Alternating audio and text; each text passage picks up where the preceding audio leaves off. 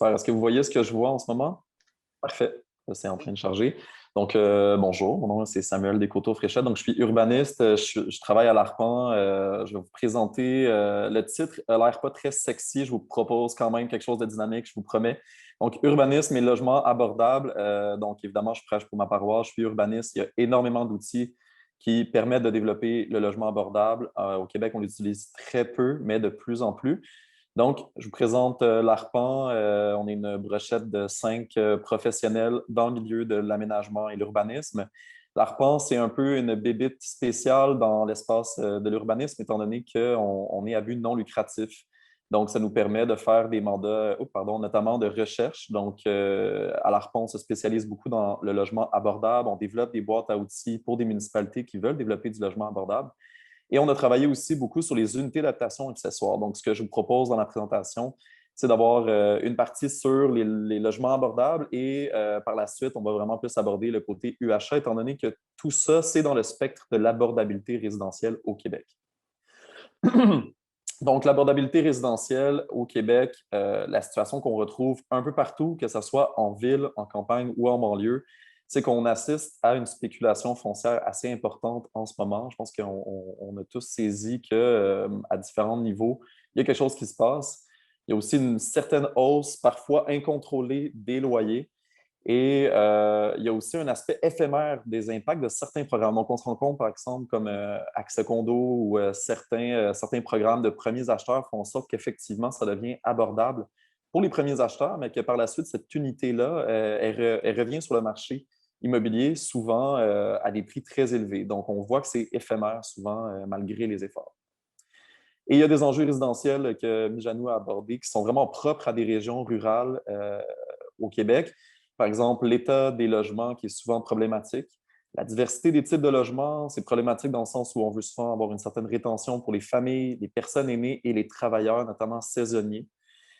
Et il y a aussi cette dualité-là où on tente de densifier le territoire, mais en même temps, on tente de protéger les milieux naturels, tout en conservant les caractéristiques locales et les modèles résidentiels qui sont adaptés aux besoins du milieu. Donc, on voit que souvent les municipalités, les MRC tentent de jongler entre densification et quand même trouver un modèle qui est adapté au territoire, donc c'est-à-dire pas nécessairement des tours de 15 étages. Et un des éléments qui me semble le plus important, c'est l'érosion de l'abordabilité résidentielle. Donc, dans le graphique ici, je vous mets une ligne qui représente généralement, donc ce n'est pas du tout scientifique, ce que je vous montre là, c'est vraiment plus une tendance qui n'est pas chiffrée, mais on voit que le revenu moyen au Québec augmente lentement, mais sûrement, de manière très constante. Tandis qu'un peu partout au Québec, ce qu'on voit par rapport au prix moyen de vente des propriétés, c'est qu'il a explosé depuis les années 2000. Des fois rapidement, des fois plus lentement, mais il y a une tendance qui est à la hausse assez drastique.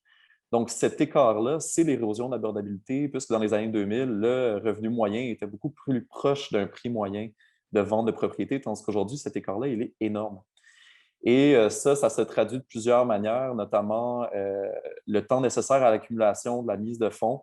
On regarde en 1976, ce sont des données pour Montréal. Malheureusement, je ne les ai pas pour le Québec, mais c'est souvent un indicateur. En 1976, ça prenait 5 ans pour accumuler l'argent nécessaire pour un premier achat, tandis qu'aujourd'hui, c'est environ 13 ans. Donc, il faut être très patient pour les gens de ma génération, notamment pour accéder à la propriété. Moi, personnellement, j'ai mis un X là-dessus parce que je me dis qu'à Montréal, ce ne sera jamais possible.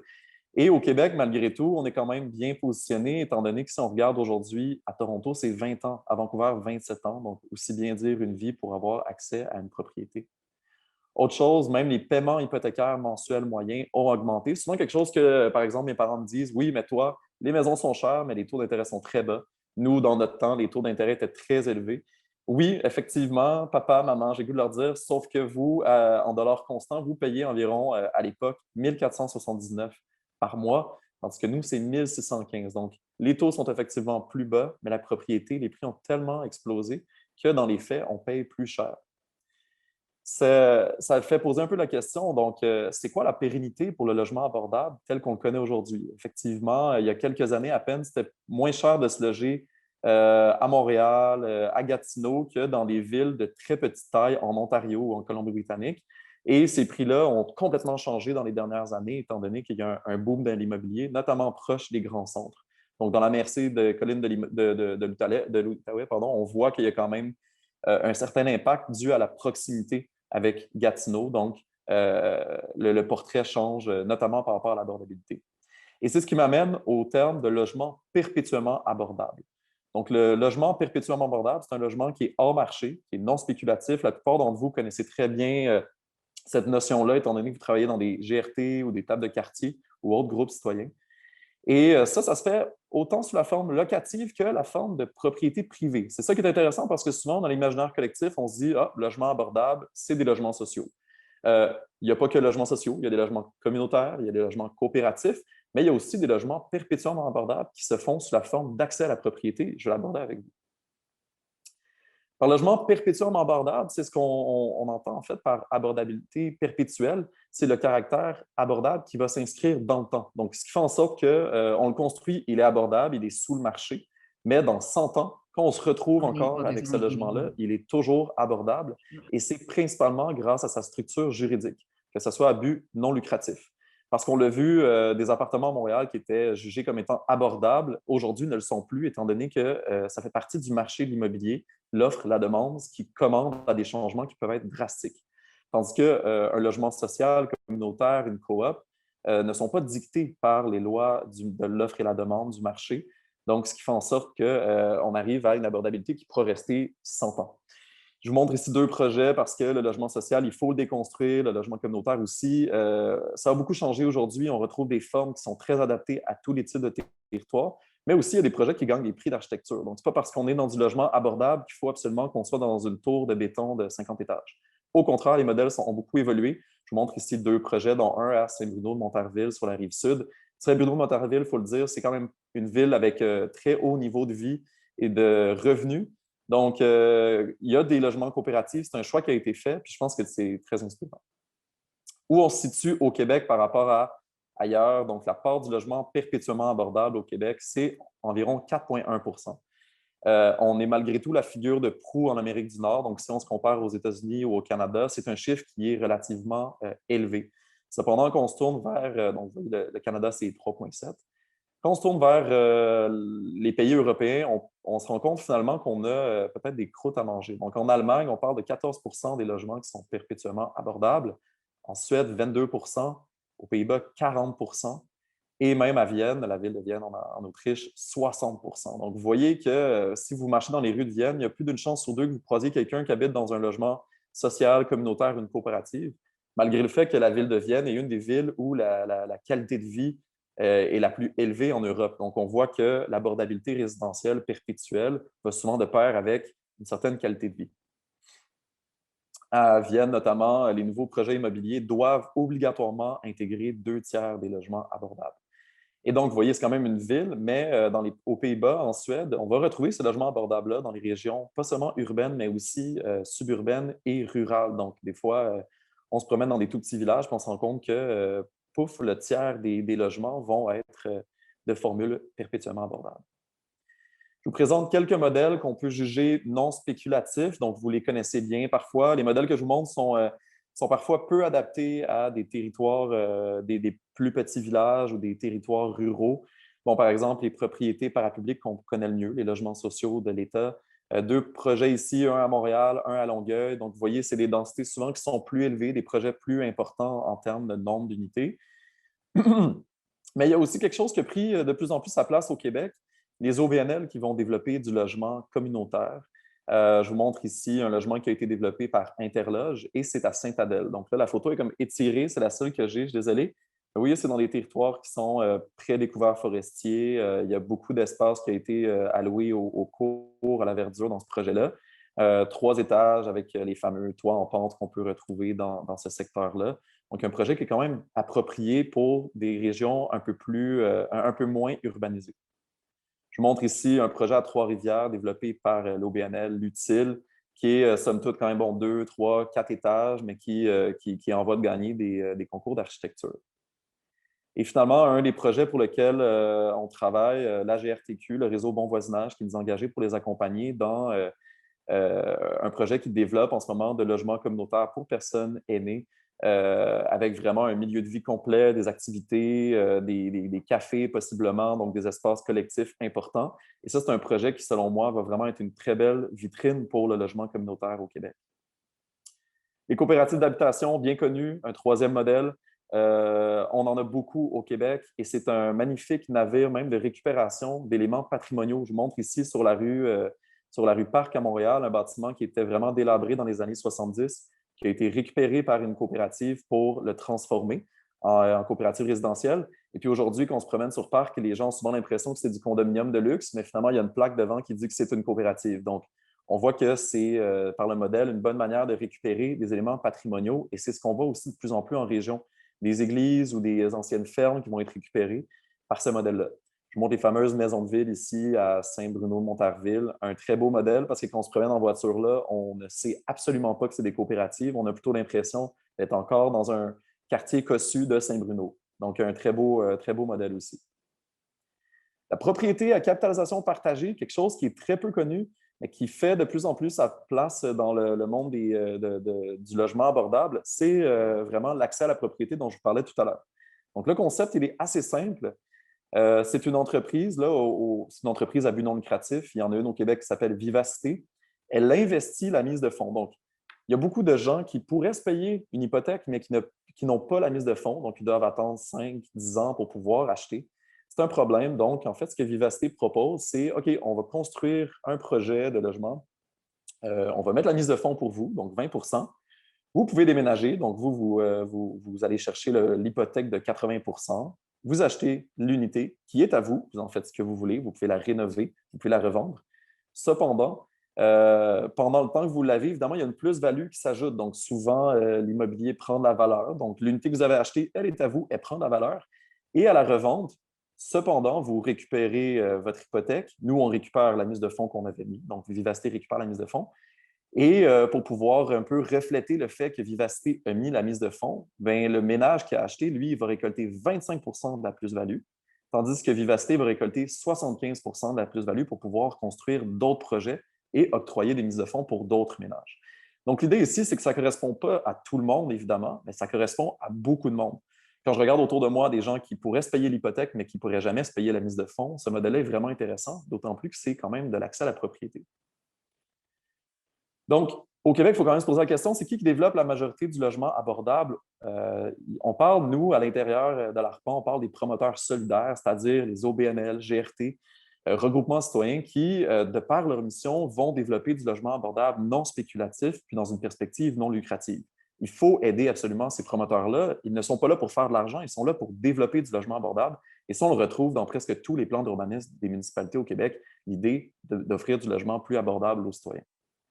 Il y a aussi les promoteurs privés qui, de moyenne ou grande taille, ils vont développer, de par leurs obligations municipales, parfois dans le cadre de projets immobiliers ou de manière volontaire. Donc, c'est très peu fréquent, mais parfois, par exemple, à Montréal, les promoteurs immobiliers privés sont obligés de développer une partie de leur projet sous forme de logement abordable. Et finalement, les villes, c'est important de le mentionner, les villes ont un rôle central en termes de planification, de mise en place de conditions favorables et aussi de soutien symbolique, technique et financier. Les villes souvent se disent, ah, ben nous, on n'a pas de terrain pour construire ou on n'a pas d'argent, mais il n'y a pas que ça. Les villes, il y a tout un spectre d'interventions qu'elles peuvent faire, autant juste appuyer symboliquement un GRT qui veut construire ou peut-être les accompagner pour alléger le fardeau de taxes ou le fardeau réglementaire qui va souvent mettre des bâtons dans les roues à plusieurs projets. Je vais y revenir plus tard. Et ça m'amène, donc on a parlé de logement perpétuellement abordable. Il y a un autre type de logement qui n'est pas perpétuellement abordable, mais qui est souvent sous le marché par défaut. Et ce sont les unités d'habitation accessoires. Je vais l'aborder étant donné qu'on voit de plus en plus dans les milieux de banlieues, suburbains et dans les régions rurales un engouement pour ce type d'unités de logement-là, étant donné que c'est souvent pas des villes qui vont le développer, ce pas des groupes de GRT qui vont le développer, mais c'est souvent les propriétaires eux-mêmes qui, pour augmenter leurs revenus ou pour pouvoir construire un logement pour leurs enfants ou pour justement leurs parents vieillissants, vont se tourner vers ce type de logement-là. Donc, les unités d'adaptation accessoires, je vous montre ici des exemples théoriques. Ce sont en fait des unités qui vont s'ajouter à un terrain déjà construit où on va trouver un bâtiment principal. Ça peut être un logement accessoire, donc par exemple transformer le garage en semi-sous-sol en, disons, un bachelor ou un petit appartement pour un étudiant ou pour un parent vieillissant. Ça peut être de construire sur le côté du logement un nouveau logement qui va être adjacent au bâtiment principal Ou parfois, ça peut être un pavillon de jardin, donc une UHA, donc unité d'habitation accessoire, qui va être détachée, qui va être construite sur le terrain quand il y a de la place pour ça. Je vous montre ici des exemples. On en retrouve un peu partout au Québec et au Canada. Il y en a des formels, il y en a des informels. Donc, il y en a qui ont demandé des permis, pouvaient. Il y en a d'autres qui sont construites depuis 60 ans, mais pour lesquelles, en fait, ça n'a jamais été conforme à la réglementation. Vous voyez ici comme l'exemple de la Shed à Saint-Lambert. C'est une petite unité d'habitation détachée en arrière-cour, très, très subtile, petit, très beau aussi comment ils ont agencé ça. D'autres modèles ici, peut-être plus informels. Vous voyez ici, il y a quelqu'un qui a construit sur le côté de sa maison familiale comme une mini maison de ville sur le côté. Et puis ça, c'est très difficile à trouver parce que ça se fond tellement bien dans le paysage qu'on a l'impression que c'est peut-être juste une deuxième entrée, mais non, effectivement, c'est un autre appartement. Les bénéfices des unités d'adaptation accessoires, premièrement, l'abordabilité. En général, les unités d'adaptation accessoires, elles sont sous le prix du marché parce que ce sont des unités qui sont souvent un peu atypiques. Donc, les loyers, donc c'est souvent des loyers, vont être plus bas que ce qu'on peut retrouver comme loyer généralement autour. Il y a beaucoup de gens qui se posent la question, oui, mais est-ce que ça va affecter la valeur foncière de mon logement? En fait, les études montrent plutôt que quand on trouve des unités d'habitation accessoires dans un quartier, il y a une légère augmentation de la valeur foncière, étant donné que souvent, les gens, quand ils construisent cette unité d'adaptation accessoire-là, c'est un réinvestissement dans l'aménagement paysager de la cour, dans un aménagement aussi pour une nouvelle construction. Et souvent, c'est des revenus additionnels qui permettent aux propriétaires de rénover par la suite leur propre logement, donc d'entretenir le parc résidentiel d'un secteur. Autre chose, il y a des bénéfices, pardon, il y a des bénéfices qui sont environnementaux. Les EHA vont permettre une densification du territoire, donc souvent d'optimiser des infrastructures comme les routes, les aqueducs quand c'est présent, les écoles, donc redynamiser des cœurs villageois qui ne veulent pas nécessairement détruire leur cadre bâti existant pour faire des duplex, des triplex ou des bâtiments plus élevés, mais souvent de se dire, bien, on aimerait ça densifier tranquillement le territoire sans changer l'esprit du cœur villageois nécessairement, mais en même temps, on a besoin de plus de monde, puis on a besoin d'une plus grande diversité de logements. Et on a aussi des problèmes d'abordabilité. Donc, souvent, les EHA peuvent combler ces enjeux-là.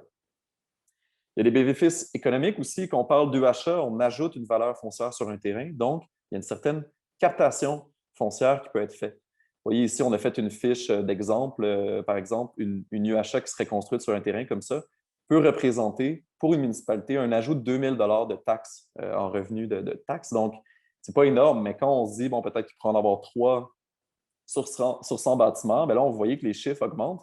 Puis pour une municipalité, c'est très intéressant parce qu'elle n'a pas besoin de construire de nouvelles routes, pas besoin de construire de nouveaux aqueducs.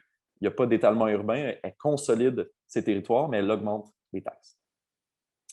Les grands principes d'intégration des EHA, la localisation. Donc, évidemment, on ne met pas une EHA n'importe où. Il faut que ce soit dans les territoires où il y a de l'espace en arrière-cour ou sur les côtés. Donc, par exemple, des quartiers qui sont déjà très, très tissés serrés, ce n'est pas nécessairement possible de faire une EHA. Il faut quand même respecter ce principe-là.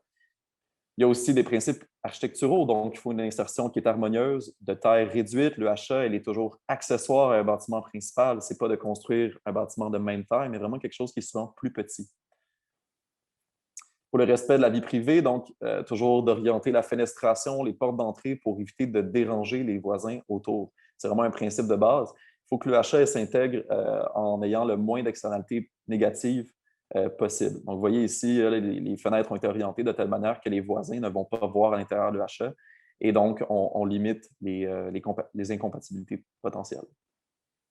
Il y a des considérations patrimoniales. Donc, évidemment, si on a un bâtiment qui a une valeur patrimoniale, le bâtiment principal, il faut que l'UHA à l'arrière, ce n'est pas exclu qu'on puisse en construire une, mais il faut quand même respecter le fait qu'on tente, malgré tout, d'avoir un certain respect. Donc, disons, un bâtiment patrimonial, puis on veut faire une UHA, on peut utiliser peut-être des matériaux semblables ou avoir un langage plus contemporain, mais tenter d'éviter que les gens se disent ah, ben, c'est dommage qu'on ait mis ça dans l'arrière-cour, on a un super beau bâtiment patrimonial. Il faut vraiment considérer ça. Protection des arbres et compensation de verdure, c'est hyper important. Donc, la densification douce ne doit pas signifier qu'on va couper des arbres ou réduire la superficie végétalisée. Je vous mets un extrait ici du guide du propriétaire à Ottawa. On a vraiment un guide pour les UHA et c'est très clair, quand il y a un arbre, vous ne pouvez pas le couper. Il faut construire l'UHA à côté. Et ça permet de protéger le couvert forestier d'un quartier. Il me reste 1 minute. Je vais juste aborder quelques pistes de solutions réglementaires. Donc, mettre en place une réglementation flexible et réfléchie. L'idée, c'est de ne pas interdire les UHA. La plupart des villes au Québec interdisent la majorité des UHA. Donc, il faut permettre les UHA, mais il faut avoir un cadre réglementaire qui est très clair et qui va justement respecter la vie privée, avoir des matériaux de qualité et compagnie. Il faut réduire les coûts de développement, donc les coûts des permis de construction. Peut-être avoir une politique pour inciter les gens qui voudraient construire une UHA pour le faire facilement. Pour avoir les règlements de zonage pour justement permettre des superficies de construction plus petites. Souvent, dans les zonages, les maisons minimum, c'est 700 pieds carrés, parce qu'il y a des UHA très, très agréables qui peuvent avoir 300 à 400 pieds carrés. Il faut un processus simple et accessible pour les citoyens qui va limiter les incertitudes. Souvent, les gens qui demandent un permis de construction, si ça prend un an à l'obtenir, c'est compliqué. Donc, il faut vraiment que ce processus-là soit des plus accessibles. Il faut retirer les exigences de lien de parenté entre les propriétaires immobiliers et les locataires. C'est souvent un gros frein au projet. De toute façon, c'est inapplicable. On l'a vu dans la plupart des municipalités, ils abolissent cette exigence-là. Les exigences de stationnement aussi, on se dit souvent une UHA, il faut un autre stationnement, mais dans la plupart des cas, les UHA, les gens qui vivent dans les UHA, ne nécessitent pas vraiment de voiture ou peut-être seulement une voiture qu'ils peuvent partager avec la personne du bâtiment principal. Donc, souvent, les exigences de stationnement vont faire en sorte que les projets d'UHA ne sont pas possibles. Pour conclure, les villes ont un rôle central en termes de planification, de mise en place de conditions favorables et de soutien symbolique, technique et financier, autant pour le développement de logements perpétuellement abordables que pour les UHA. Et je veux vraiment le répéter, je ne l'ai pas abordé dans cette présentation-là parce que je n'ai pas le temps, j'avais juste 20 minutes, mais les outils réglementaires d'urbanisme pour pouvoir favoriser le développement de logements perpétuellement abordables et d'UHA, ils sont très nombreux, ils sont à disposition des municipalités. Et il y a de plus en plus de villes qui se rendent compte qu'ils peuvent les utiliser et qui les utilisent avec des résultats vraiment intéressants et parfois même impressionnants. Donc, ça finit ma présentation, mais si vous avez des questions, on peut en parler. Autrement, n'hésitez vraiment pas à me contacter si vous voulez en discuter davantage, connaître certains outils ou si vous voulez un accompagnement professionnel, ça va nous faire plaisir. C'est un des dossiers qui nous passionne le plus à l'ARPA. Merci beaucoup. Grand merci, Samuel. C'était vraiment intéressant. Juste préciser, avant de passer à la période de questions, que Samuel a fait référence au projet Réseau Bon Voisinage et que cet après-midi, on a une conférence à ce sujet. Alors, si ça vous a accroché l'oreille, soyez des nôtres cet après-midi pour cette conférence-là. J'ai vu un paquet de questions passer, mais c'est Patrick, je pense, qui va nous aider à démêler ça. On a une dizaine de minutes pour les questions. Si jamais on n'a pas le temps de tout répondre, de passer au travers, on va les garder, puis on demandera à Samuel de nous aider à y répondre, puis on vous enverra ça par écrit, parce que les questions sont très intéressantes. Vas-y, Patrick, je te laisse en poser quelques-unes. Oui, la première vient de Diane. Elle aimerait savoir si elle peut trouver des modèles de structure juridique qui permettent l'abordabilité perpétuelle. Donc, s'il y a des exemples à quelque part qui peuvent se fier dessus. Les modèles juridiques, en fait, c'est ceux que j'ai abordés, c'est les principaux au Québec. C'est vraiment logement social, logement communautaire, coopérative, propriété à capitalisation partagée. Il y en a d'autres, comme le cohabitat au Québec, qui commencent à apparaître. Mais on est chanceux parce que vraiment, en termes de diversité de structures juridiques au Québec, on est vraiment bien servi. Même il y a des fiducies d'utilité sociale. Je ne l'ai pas abordé, mais dans les milieux ruraux, il y a de plus en plus de gens qui se disent, on veut avoir peut-être une abordabilité, mais en même temps, on veut continuer d'exploiter la terre pour des fonctions agricoles. Donc, il y a mis sur place des fiducies foncières. Je vous invite notamment à voir un projet qui s'appelle la fiducie solidaire de Brome-Missisquoi. Eux, justement, c'est ça, ils essaient de voir comment ils peuvent créer une collectivité d'individus dans des logements abordables, mais qui vont être sur le territoire agricole. Donc, évidemment, ce n'est pas de l'étalement urbain, mais c'est de la fonction agricole et résidentielle abordable. Parfait, merci. L'autre question vient de Mme Louise Marchildon de la MRC. Est-ce que l'abordabilité perpétuelle protège les Airbnb, des Airbnb? Ouais. C'est souvent, en fait, merci parce qu'il y a énormément de gens qui en parlent dans les villes. Le Airbnb, souvent, a un impact sur l'abordabilité, clairement, parce que ce sont des logements locatifs souvent qui sont mis sur le site Web. Ce qu'on voit, nous, c'est qu'il y a plus des villes qui vont tenter d'encadrer ou juste interdire l'Airbnb en disant, il y a un maximum dans cette zone pour peut-être X nombre de Airbnb. Et les gens qui veulent faire du Airbnb sont obligés de faire une demande comme si c'était un hôtel ou une auberge Mais définitivement, il y a un impact, mais je dirais que ce qu'on a montré comme modèle-là, c'est très indépendant de Airbnb. Prochaine question, un peu plus longue, ça vient de M. Benoît Legros de Transcolline. Donc, on entend souvent les difficultés et les limites de réglementation municipale exigeant ou garantissant un taux minimal de logements abordables dans les nouveaux développements. Pouvez-vous rapidement nous parler de ces défis et limites, mais aussi les possibilités de les surmonter? Quels sont les ingrédients d'une bonne réglementation municipale à cet effet? Merci, très bonne question. En urbanisme, depuis quelques années, les villes ont la possibilité d'exiger qu'un pourcentage ou un nombre d'unités soit dédié au logement abordable, logement social et le logement familial. Actuellement, au Québec, il y a uniquement la ville de Montréal qui a son règlement qui est entré en vigueur. Cependant, il y a plusieurs villes comme Québec, Lévis, Gatineau, je crois aussi, Sherbrooke, donc des villes qui commencent à réfléchir à ce processus-là pour pouvoir avoir leur propre règlement. Et du même coup, ce qu'on constate, c'est qu'il y a même des villes de plus petite taille. Par exemple, là, je donne des villes qui n'ont peut-être pas commencé, mais des villes à peu près comme Baie-Saint-Paul, Trois-Pistoles commencent à se dire, ben, nous aussi, ce qu'on constate, c'est qu'il y a une augmentation incroyable de l'immobilier. Les loyers sont très chers, les maisons sont très chères, et qui sont en train de réfléchir, bon, ben, disons que quelqu'un veut construire un triplex, évidemment, on ne va peut-être pas lui demander qu'il y ait une unité qui soit abordable parce que c'est très difficile pour quelqu'un de faire un projet comme ça. Mais disons que les prochains promoteurs immobiliers qui viennent et qui veulent faire un projet de 30 à 100 unités, ben à ce moment-là, oui, effectivement, ce qu'on va exiger, c'est soit qu'une partie du terrain soit cédée pour la construction de logements abordables, ou soit qu'ils construisent directement du logement abordable, ou soit même qu'ils aient une contribution financière, et là, ça peut s'élever à des chiffres assez élevés pour que la ville puisse faire ses propres projets. Mais moi, j'ai l'impression que si on se reparle dans 10 ans de ce fameux règlement-là, il y a beaucoup de villes au Québec qui vont l'avoir appliqué parce que c'est définitivement une des stratégies les plus efficaces. Merci. La prochaine, c'est M. Luc Prudhomme d'Aide-moi Solidarité. Y a-t-il des exemples pour les municipalités sans aqueduc et sans égout? Oui, effectivement, les installations septiques, c'est un gros enjeu. La densification passe par aussi, dans certains quartiers, l'installation d'aqueducs, d'égouts. Donc, c'est comme un peu un incontournable. Cependant, on voit quand même des projets d'UHA où l'unité d'habitation accessoire qui va être construite va se brancher directement sur les installations septiques. Puis les puits artésiens des bâtiments principaux, ça nécessite souvent de bonifier les installations. Donc, il y a un coût à ça. Il va falloir faire en sorte qu'il y ait une plus grande capacité. Mais je dirais au Québec, il y a une grande partie des installations septiques qui sont désuètes, qui ont été installées il y a longtemps de manière informelle. C'est souvent l'occasion pour ces propriétaires-là de remettre à neuf et d'avoir quelque chose qui vraiment respecte aujourd'hui la réglementation. Mais c'est possible, on l'a vu dans des projets.